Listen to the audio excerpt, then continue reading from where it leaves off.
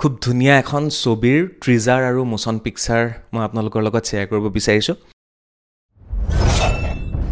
বদৰাজ গোবিন্দম তাৰ ব্যাকগ্ৰাউণ্ড কি শ্ৰী মহাবিষ্ণুৰ দশাৱতাৰ জানা নহয় আৰু তাৰ পিছৰ অৱতাৰেই হৈছে এই বৰধৰাজ গোবিন্দম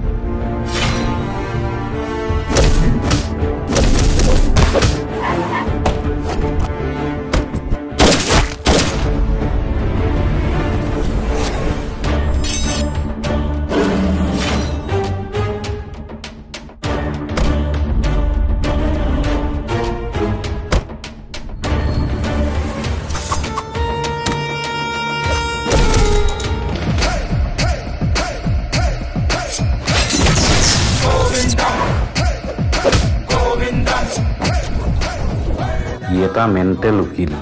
ভেৰি ডেঞ্জাৰাস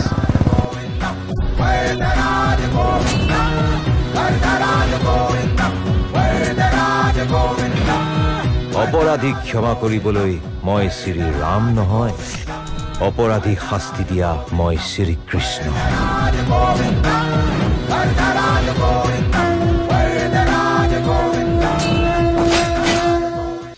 বৰধৰাজ গোবিন্দম এই ছবিখন আহি আছে 2025 চনৰ পহিলা ভাগতে অৰ্থাৎ জানুৱাৰী ফেব্ৰুৱাৰীৰ ভিতৰতে ৰিলিজ হ'ব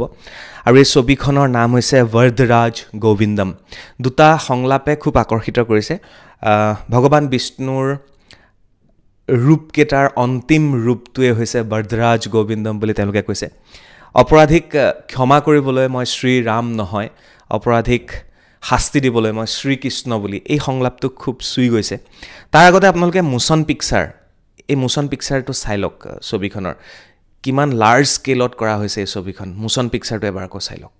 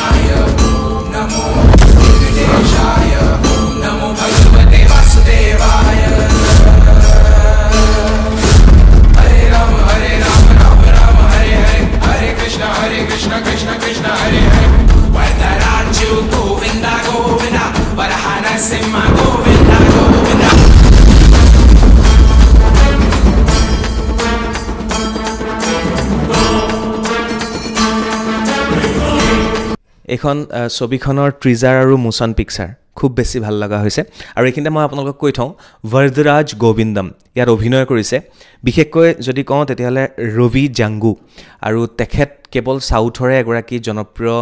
অভিনেতা নহয় তেখেতে ইতিমধ্যে অসমত ৰক্তবীজকে আদি কৰি কেইবাখনো ছবিত অভিনয় কৰিছে আৰু তেখেতক মই আগতেও কেইবাখনো ছবিত লগ পাইছোঁ মই ক'ব লাগিব প্ৰীতি কংকনাৰ কথা আৰু তেখেতৰ এখন পেন ইণ্ডিয়াৰ প্ৰথমখন ছবি যিখন ছবিত অসমীয়া ছবিত তেখেতে ৰঘুপতিত অভিনয় কৰাৰ পিছত বৰধৰাজ গোবিন্দমত প্ৰীতি কংকনাই অভিনয় কৰিছে খুব ধুনীয়া এটা চৰিত্ৰত অভিনয় কৰিছে ট্ৰিজাৰটো দেখিয়ে গম পোৱা যায় ছবিখন কিমান বেছি ধুনীয়া হ'ব প্ৰীতি কংকনালৈ মোৰ ফালৰ পৰা আন্তৰিক শুভেচ্ছা জ্ঞাপন কৰিছোঁ আৰু এইখিনিতে ক'ব লাগিব যে বৰধৰাজ গোবিন্দম যিখন ছবি এই ছবিখন 6টা ভাষাত একেলগে পেন ইণ্ডিয়াত ৰিলিজ কৰা হ'ব আৰু ডাবিং নহয় মই আকৌ কৈছোঁ 6টা ভাষাত ডাবিং নহয় ৰিশ্বুট কৰা হৈছে অসমীয়া ভাষাটো ৰিশ্বুট কৰা হৈছে ছবিখন আৰু তাত অসমৰ কেইবাগৰাকীও অভিনেতাই অভিনয় কৰিছে বিশেষকৈ মই জ্যোতি নাৰায়ণ নাথ ডাঙৰীয়াক তাত দেখা পাইছোঁ ইয়াৰ উপৰি দেখা পাইছোঁ দেৱজিৎ মজুমদাৰ ডাঙৰীয়াক দেখা পাইছোঁ অসমৰ কেইবাখনো চিনাকি মুখ আপোনালোকে বৰধৰাজ গোবিন্দমত দেখা পাব মই যদি কওঁ তেতিয়াহ'লে অসমীয়া ছবিৰ খুব ভাল সময়ত